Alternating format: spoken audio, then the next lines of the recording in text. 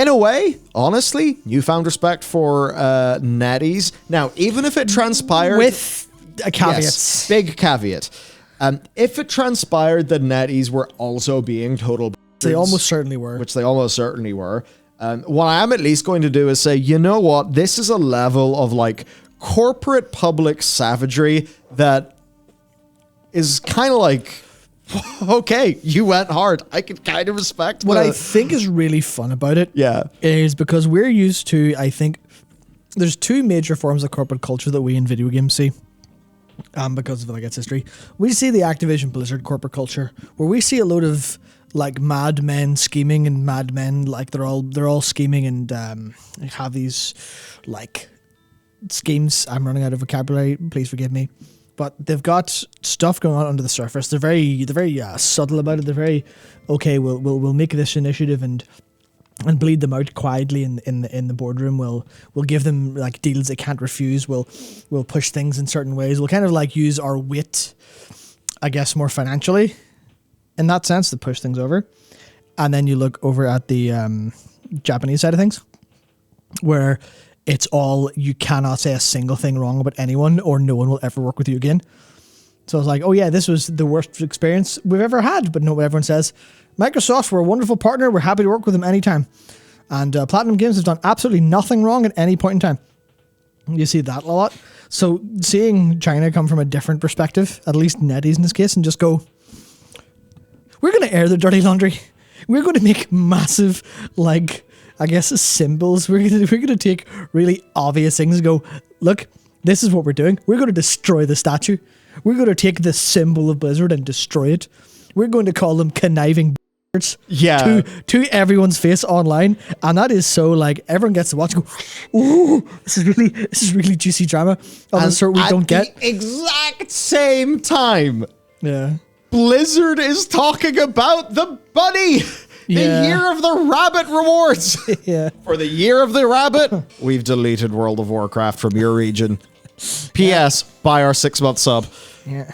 Oh my god, it is so funny. And like behind this, by the way, also loads of regular folk over in China who have loved playing WoW for years and years and years and years and years, showed up to support the movie, really like the brand, like buying all the really cool merch that like Chinese Blizzard fans get that we don't get in the West and all that shit.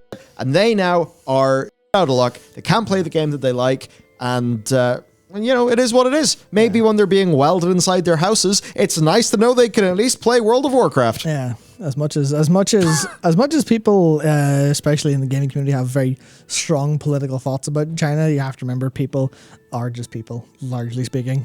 They are our World of Warcraft brethren over there, and they've just been utterly shafted by Blizzard. Yeah, it's like I'm sure, you know, some of them will have politics will agree with, some of them will not, but if that politics like didn't exist, maybe there's like so many more points of unity, but you know, just I don't know. Or like fucking yippee-ki-yay happy. Yeah. No, that's not what yippee-ki-yay is. No, yippee-ki-yay is Die Hard, mates. Yeah, that's Die Hard. That's not it at all. Shit. That's what NetEase were saying. Yeah, what's the one where everyone's in a big happy circle? Oh my god, what is it? It's the hippie thing to say.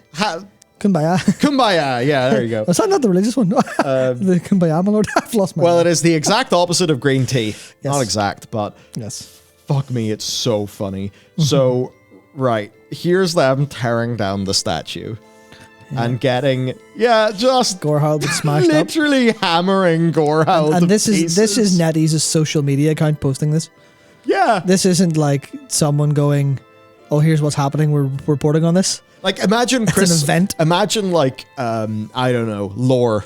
Yeah. Right? Imagine Josh Allen back in the day was like, you know what? Fuck Bobby Kotick. And he just takes a pickaxe to the orc statue just for, you know, he's got his fucking chai latte frappuccino in one hand from the Blizzard Starbucks and the other one is just attacking with a pickaxe.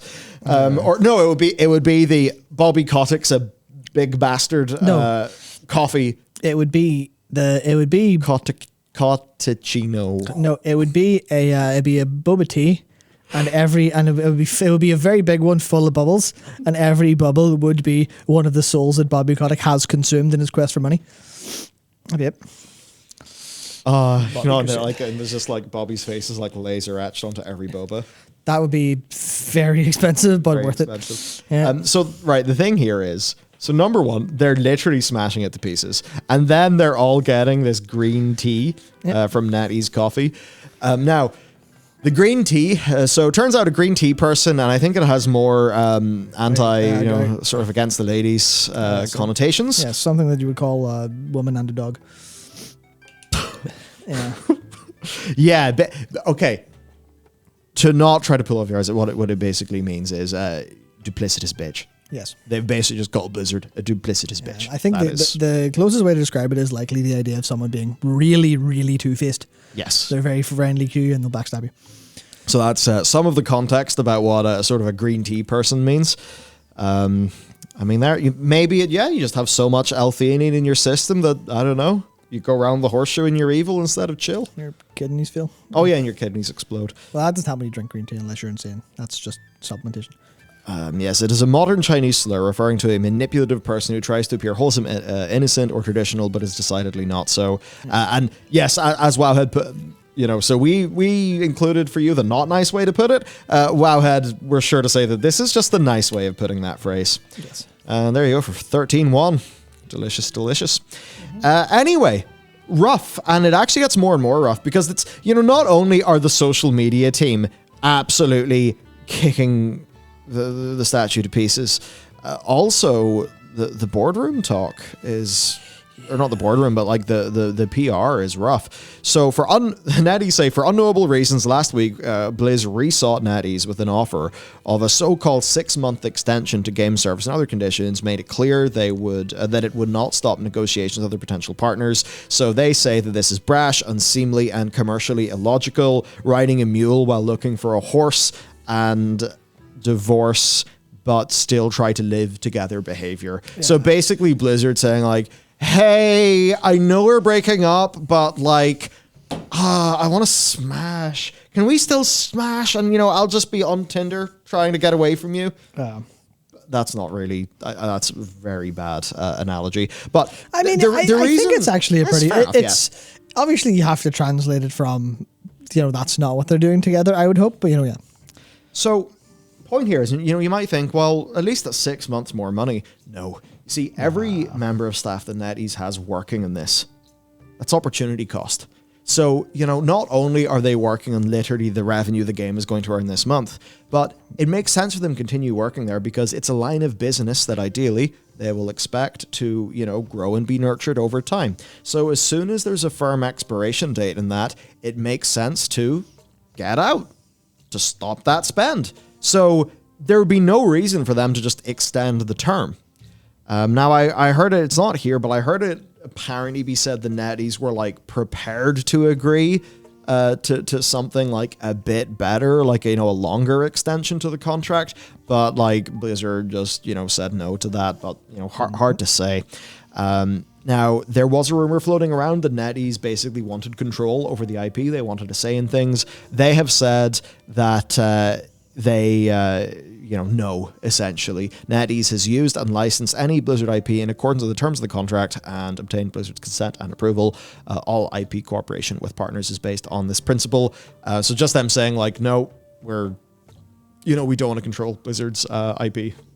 I mean, they want to have the license to publish it and, do that, but no. Now, the other problem is Blizzard have a archive feature so people can, and this is mad.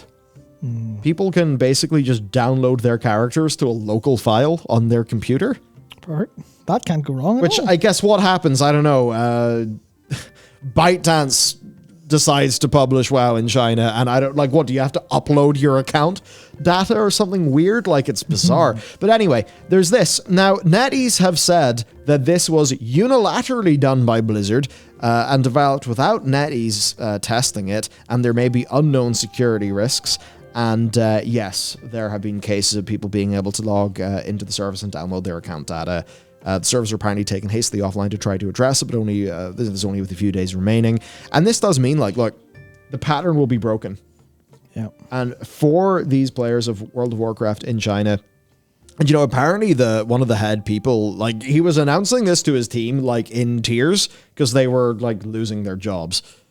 So, pretty rough stuff, as it ends up being whenever there's disagreements in a boardroom and then real people have got to to hit the cost or to deal with the cost. Something that I think the entire games industry is currently feeling. Yes, and the games media as well. Was it fandom just acquiring and gutting places? Yeah, fandom acquiring, gutting places. Microsoft firing 12. I think it was 12K, and then I think someone earlier said Alphabet will drop like 14K. Amazon are dropping a load of people as well. Just layoffs everywhere. Yeah. Rough.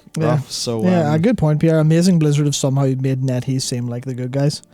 I mean, that's the thing. It's like NetEase as a whole probably certainly have had more than enough input in certain games that probably you go as a whole are likely consider them immoral in terms of like ethical video game creation and monetization.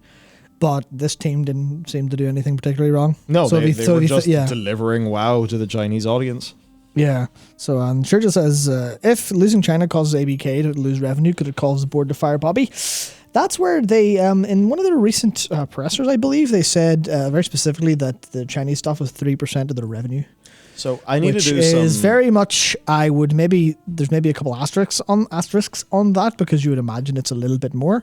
So maybe they do some fun accounting there. But I think very much, if it went bad, yes. But I think people are largely suggesting that Bobby is assuming the Microsoft and Activision Blizzard merger doesn't get shot in the head by any of the 40 million people looking to shoot it, then you're looking at Bobby trying to build up his golden parachute to be as big and as shiny as possible beforehand, which will be fire people, stop losing money, have more opportunities. And apparently, now here, it was like following some stuff on Twitter and I lost it, so I need to do research further to be really clear. This is unconfirmed. Yes, I heard some stuff about Blizzard like wanting like more money up front for the contract extension in order to kind of like boost revenue for a year that was like otherwise a bit down, and it would like ended up being preposterous.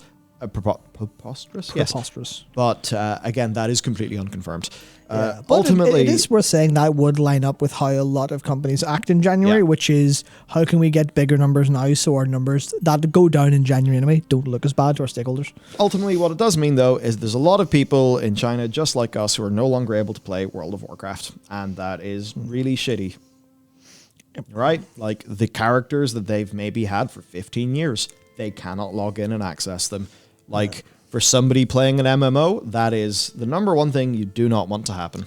Yeah, that's a habit breaker like nothing else in the universe. And the same goes for the other Blizzard games. Like, Blizzard fucking this up could really cede some ground to domestic competitors, for one, as has been spreading around with Tarisland from Tencent Games.